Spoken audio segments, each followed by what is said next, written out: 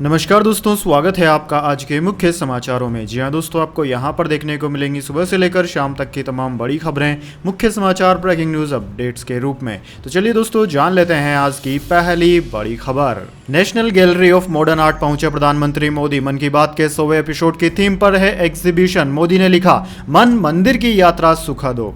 जी हां दोस्तों, प्रधानमंत्री मोदी रविवार को दिल्ली की national gallery of modern art पहुंचे। यहां मन की बात रेडियो प्रोग्राम के 100वां एपिसोड पूरा होने पर एग्जीबिशन लगाई गई थी। इसकी थीम थी स्वच्छता, जल संरक्षण, कृषि, अंतरिक्ष, भारत के पूर्वोत्तर राज्य, नारी शक्ति, योग और आयुर्वेद। इसे जनशक्ति का नाम दिया गया। प्रधानमंत्री ने एग्जीबिशन और इसमें शामिल होने वाले आर्टिस्ट की तारीफ की। पीएम ने एग्जीबिशन देखने के बाद लिखा कि मन मंदिर की यात्रा सुखद हो। इसके बाद दोस्तों, अगली बड़ी खबर। कंगाल पाकिस्तान को आईएमएफ से लगा तगड़ा झटका। कहा, पहले 8 अरब डॉलर की व्यवस्था करे शहबाज सरकार। जी हां दोस्तों, आईएमएफ ने पाकिस्तान के 7 महीने से लंबित 9वें समीक्षा बेल आउट पैकेज के तहत सरकार को अपने विदेशी ऋण चुकाने के लिए 8 अरब डॉलर व्यवस्था करने को कहा है। संस्था की तरफ से यह बात शनिवार को कही गई थी। एक अंग्रेजी समाचार एजेंसी के अनुसार आईएमएफ ने कहा कि अगली ऋण राशि तभी दी जाएगी जब पाकिस्तान सरकार विदेशी ऋण चुकाता है। आईएमएफ और पाकिस्तान के बीच $1 बिलियन अमेरिकी डॉलर का कर्मचारी स्तर का समझौता नवंबर से लंबित है। हालांकि दोस्तों, सऊदी अरब और संयुक्त अरब अमीरात के आईएमएफ को गारंटी देने के बावजूद 6.5 अरब अमेरिकी डॉलर का बेल आउट पैकेज पाकिस्तान को मिलने की संभावना कम ही दिखाई दे रही है, क्योंकि आईएमएफ बार बार किश्त जारी करने से कतरा रहा है। दोस्तों, पाकिस्तान सरकार अगले वित्त वर्ष 2023-24 के लिए विदेशी ऋण चुकाने की आईएमएफ की मांग पर चर्चा नहीं कर रही है। आईएमएफ ने पाकिस्तान के विदेशी कर्ज चुकाने की राशि 6 अरब अमेरिकी डॉलर से बढ़ाकर 8 अरब अमेरिकी डॉलर कर दी है। इसके बाद दोस्तों, अगली बड़ी खबर। केंद्र ने कर्नाटक डीजीपी को सीबीआई डायरेक्टर बनाया। चुनाव नतीजों के अगले दिन आदेश जारी। 2 महीने पहले शिव कुमार ने उन्हें नालायक कहा था। जी हां दोस्तों, कर्नाटक विधानसभा चुनाव के नतीजे आने के अगले दिन ही राज्य के डीजीपी प्रवीण सूद को सीबीआई का नया डायरेक्टर नियुक्त कर दिया गया। केंद्र सरकार ने रविवार को उनकी नियुक्ति का आदेश जारी किया। दोस्तों, 1986 बैच के आईपीएस अधिकारी सूद 2 साल तक इस पद पर रहेंगे। वे मई 2024 में रिटायर हो रहे हैं, लेकिन इस नियुक्ति के साथ ही उनका कार्यकाल मई 2025 तक बढ़ गया है। सीबीआई के मौजूदा डायरेक्टर सुबोध कुमार जायसवाल का कार्यकाल 25 मई को समाप्त हो रहा है। इसी दिन सूद ज्वाइन कर सकते हैं। दोस्तों, कर्नाटक विधानसभा चुनाव से पहले 14 मार्च को कांग्रेस के प्रदेश अध्यक्ष डीके शिव कुमार ने उन्हें नालायक तक कह दिया था। शिव कुमार ने कहा था कि हमारे डीजीपी इस पद के लायक नहीं है।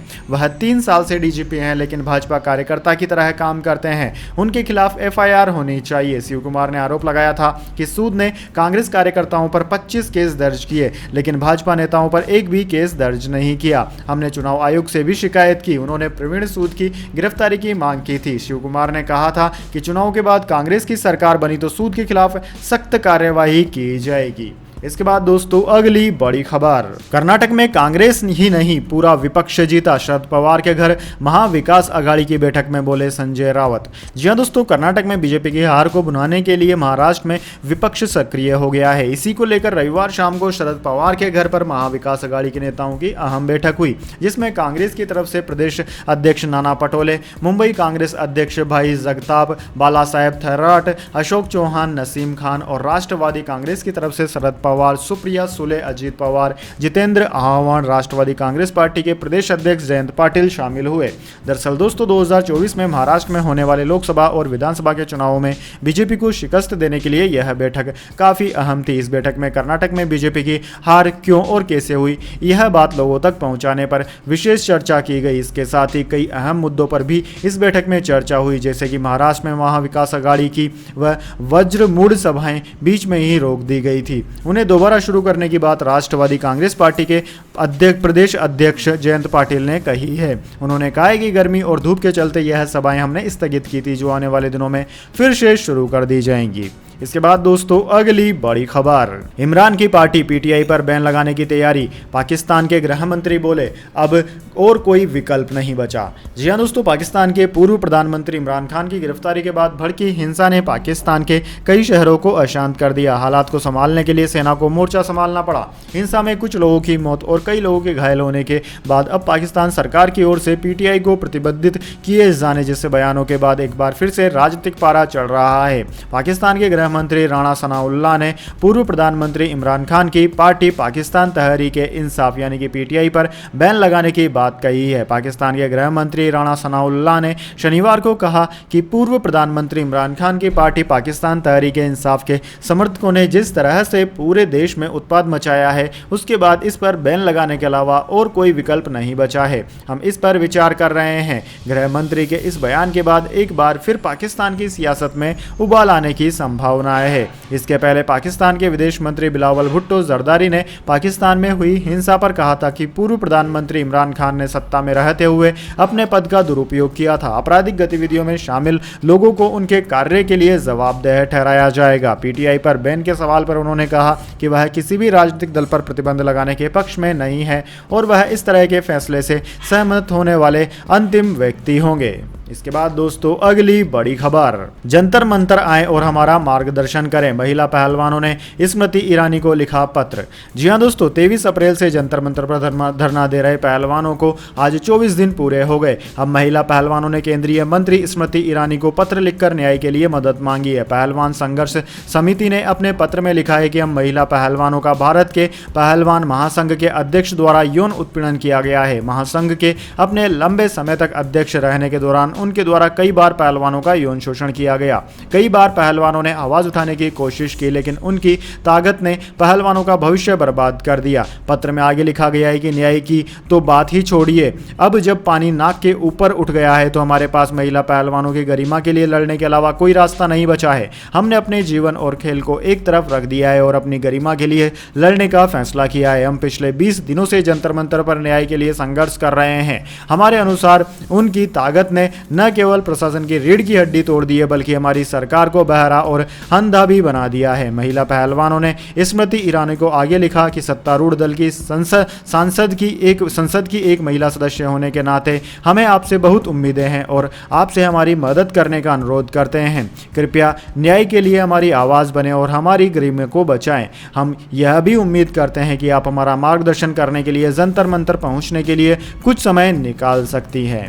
इसके बाद दोस्तों अगली बड़ी खबर, नीरज चोपड़ा FBK गेम्स में लेंगे हिस्सा। 4 जून को नीदरलैंड्स के हैंगलो में होगा टूर्नामेंट। डायमंड लीग के बाद दूसरे निशाने के लिए तैयार। जी हां दोस्तों, देश में गोल्डन बॉय के नाम से famous star javelin thrower Neeraj Chopra 4 जून को नीदरलैंड में होने वाले फैनी ब्लेकर्स कोएन गेम्स 2023 में भाग लेंगे। FBK गेम्स एक डच एथलेटिक्स मीट है जो हर साल हैंगले के फैनी ब्लेकर्स कोएन स्टेडियम में आयोजित की जाती है। यह एक दिवसीय meet elite level world athletics continental tour gold series का हिस्सा है। FBK गेम्स नीरज चोपड़ा का साल 2023 का दूसरा इवेंट होगा। भारतीय भाला फेंक एथलीट ने इसी महीने की शुरुआत में दोहा डायमंड लीग जीतकर अपनी इस साल की पहली ही प्रतियोगिता में खिताब अपने नाम कर लिया था। मौजूदा diamond league champion Neeraj Chopra ने कतर स्पोर्ट्स क्लब में 88.67 मीटर के थ्रो के साथ दोहा लीग को जीता था। इसके बाद दोस्तों अगली बड़ी खबर, 17 मई को लॉन्च होगा संचार साथी पोर्टल। चोरी या गुम हुए मोबाइल को ब्लॉक और ट्रैक कर सकेंगे।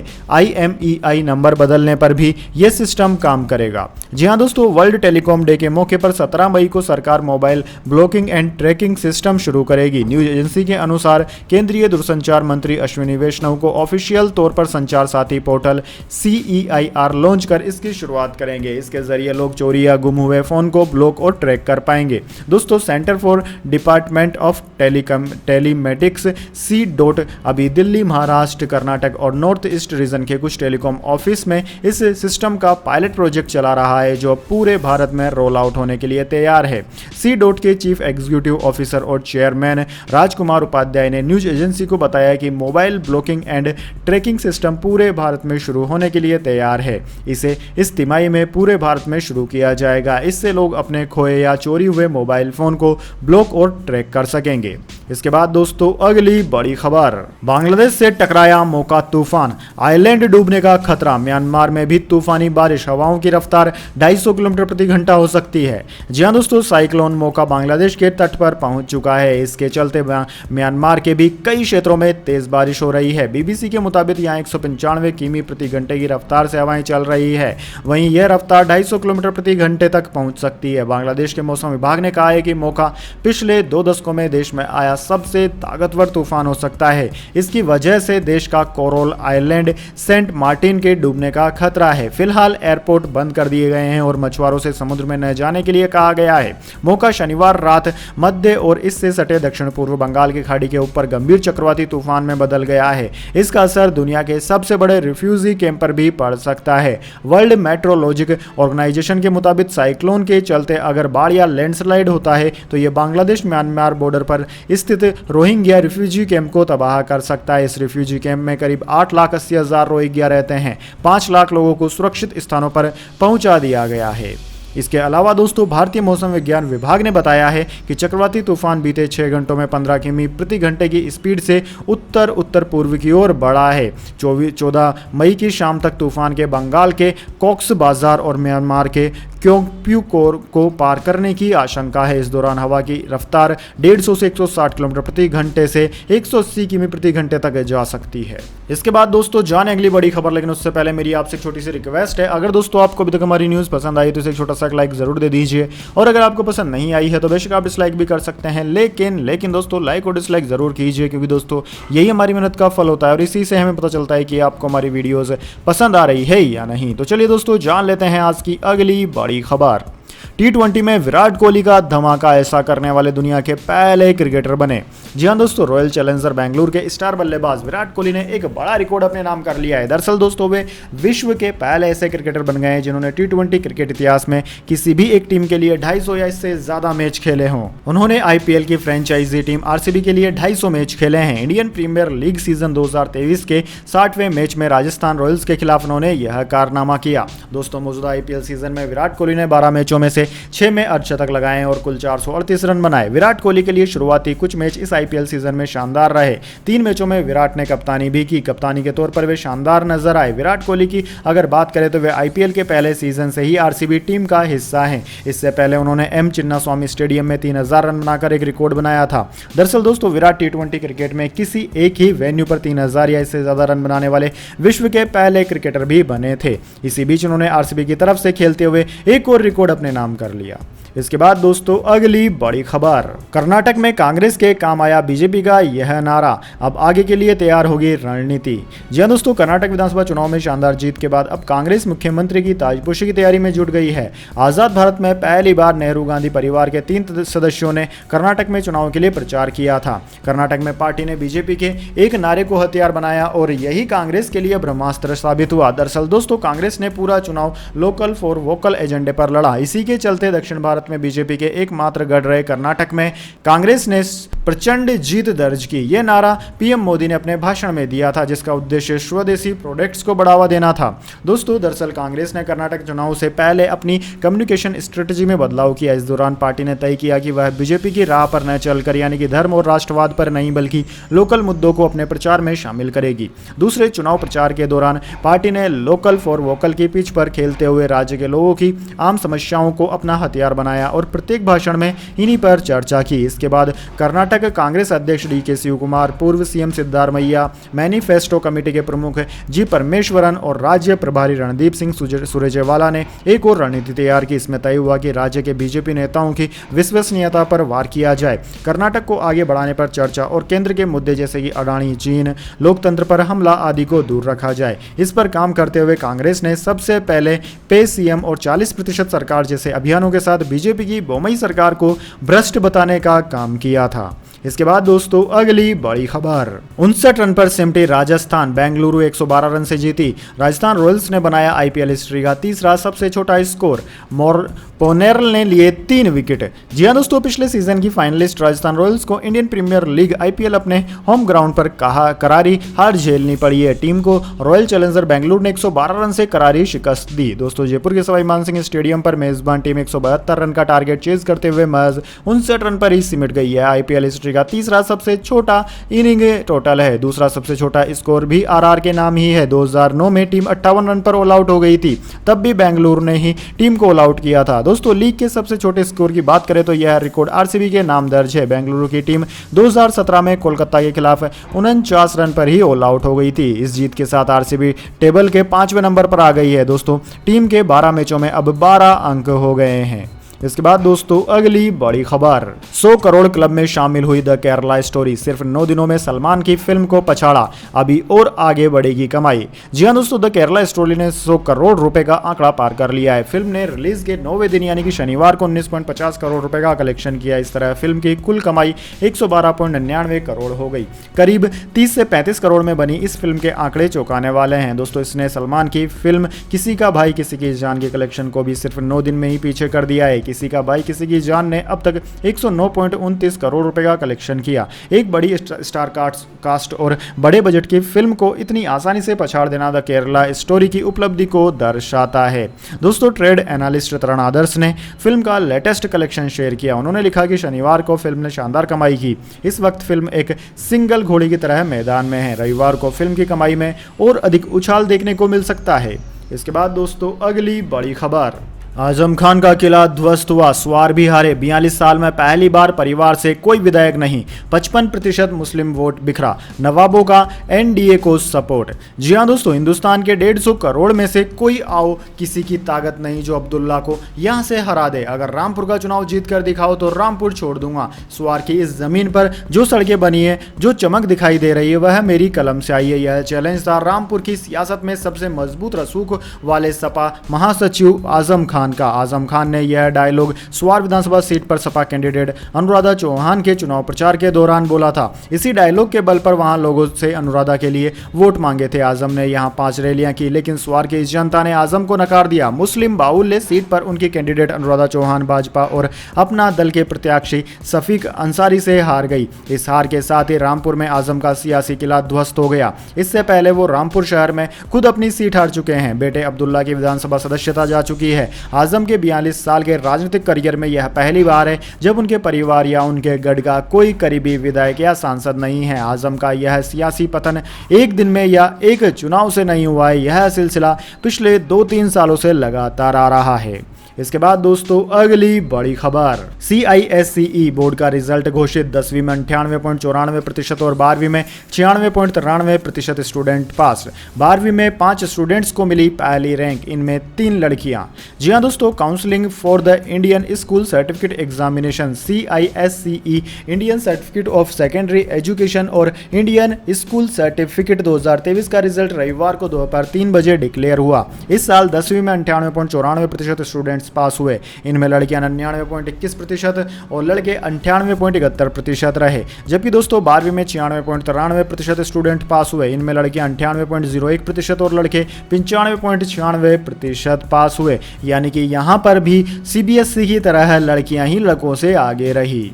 इसके बाद दोस्तों अगली बड़ी खबर, यह अहंकार की हार, जनता को हल्के में न ले, कर्नाटक में बीजेपी की करारी शिकस्त पर बोले राज ठाकरे। जी हां दोस्तों, कर्नाटक विधानसभा चुनाव में कांग्रेस की जीत पर मन से अध्यक्ष राज ठाकरे का बयान सामने आया है। राज ठाकरे ने कहा है कि कांग्रेस की जीत भारत जोड़ो अभियान का परिणाम है। भाजपा पर हमला बोलते हुए उन्होंने कहा कि यह उनके स्वभाव और अहंकार की हार है, इसलिए जनता को कभी हल्के में नहीं लेना चाहिए। मन से अध्यक्ष 4 दिवसीय ठाणे जिले का दौरा कर रहे हैं। आज उन्होंने बदलापुर, अंबरनाथ, उल्लासनगर, कल्याण सहित ठाणे जिले के ग्रामीण इलाकों में पदाधिकारियों और कार्यकर्ताओं के साथ बैठक की। इस दौरान उन्होंने पार्टी संगठन की समीक्षा भी की। दोस्तों राज ठाकरे ने कहा कि मैंने पहले अपने एक भाषण में कहा था कि विरोधी दल कभी नहीं जीतता, सत्ताधारी दल हारता है। यह स्वभाव की हार है, अहंकार की हार है और जो ऐसा समझते हैं कि हमें कौन झुका सकता है, ऐसे विचार की हार है। उन्होंने कहा कि जनता को कभी हल्के में नहीं लेना चाहिए। इस फैसले से सभी को सबक लेना चाहिए। मुझे लगता है कि यह राहुल गांधी के भारत जोड़ो अभियान का परिणाम है। इसके बाद दोस्तों अगली बड़ी खबर, पूर्व भारतीय कोच रवि शास्त्री ने की भविष्यवाणी, T20 विश्व कप 2024 में कैसी होगी नई इंडिया और कौन होगा कप्तान, यह भी बताया। जी हां दोस्तों, पूर्व भारतीय मुख्य कोच रवि शास्त्री अगले साल T20 विश्व कप की भारतीय टीम में कई नई चेहरों की उम्मीद कर रहे हैं, जिसके चयन मामलों में हार्दिक पांड्या की बातों को काफी तवज्जो दी जाएगी। टेस्ट और वनडे कप्तान रोहित शर्मा के साथ स्टार बल्लेबाज विराट कोहली अब भी T20 टीम की योजना में बने हुए हैं, लेकिन पिछले पिछले साल ऑस्ट्रेलिया में हुए T20 विश्व कप में सेमीफाइनल से बाहर होने के बाद सीनियर खिलाड़ियों को चरणबद्ध तरीके से बाहर करने की प्रक्रिया शुरू हो गई थी। शास्त्री ने ESPN क्रिक इन्फो से कहा कि मुझे लगता है कि वे ऐसा नए खिलाड़ियों को टीम में मौका देने के लिए कर रहे हैं। दोस्तों, पूर्व हरफनमौला खिलाड़ी ने कहा कि T20 विश्व कप आ रहा है और युवाओं में बहुत प्रतिभा है। इस साल के IPL में हमने कुछ बेहतरीन प्रतिभाएं देखी। यह पूरी तरह नई टीम नहीं होगी, लेकिन इसमें कई नए चेहरे होंगे। वह पहले से ही इस प्रारूप में भारत के कप्तान है। वह हार्दिक पांड्या की बात कर रहे थे। अगर फिटनेस समस्या नहीं हुई तो वह टीम का नेतृत्व करना जारी रखेंगे। शास्त्री को लगता है कि 2007 के विश्व कप की तरह आगामी टूर्नामेंट में युवा खिलाड़ियों को मौका मिलेगा। उस समय महेंद्र सिंह धोनी के नेतृत्व में युवाओं से भरी भारतीय टीम ने विश्व कप जीता था। वैसे दोस्तों, आप भारतीय T20 टीम में कौन से नए खिलाड़ी को देखना चाहते हैं? कमेंट बॉक्स में आपकी राय और प्रेडिक्शन जरूर लिखिए। तो दोस्तों, यह थी आज की तमाम बड़ी खबरें। इसके बाद दोस्तों बारी आती है आज के माइंड क्यूज क्वेश्चन की। जी हाँ दोस्तों, एक आसान से सवाल का जवाब देकर आप जीत सकते हैं एक अमेजिंग सरप्राइज गिफ्ट हमारे यूट्यूब चैनल की ओर से। तो दोस्तों, आज का सवाल आपकी स्क्रीन पर आ चुका है। भारतीय क्रिकेट टीम ने पहला वनडे विश्व कप कौन से कप्तान की कप्तानी में जीता था? जी हाँ दोस्तों, अगर आप जानते हैं उन कप्तान का नाम तो जल्दी से कमेंट बॉक्स में लिख दीजिए। अगर दोस्तों आपका जवाब होता है एकदम सही और आप चुने जाते हैं लकी विजेता के रूप में, तो आपको मिल सकता है एक अमेजिंग सरप्राइज गिफ्ट हमारे यूट्यूब चैनल की ओर से। तो दोस्तों, जल्दी से अपना उत्तर कमेंट बॉक्स में लिख दीजिए, वीडियो को लाइक कर लीजिए और चैनल को सब्सक्राइब करके बेल आइकन भी दबा लीजिए। धन्यवाद। वंदे मातरम। जय हिंद, जय भारत।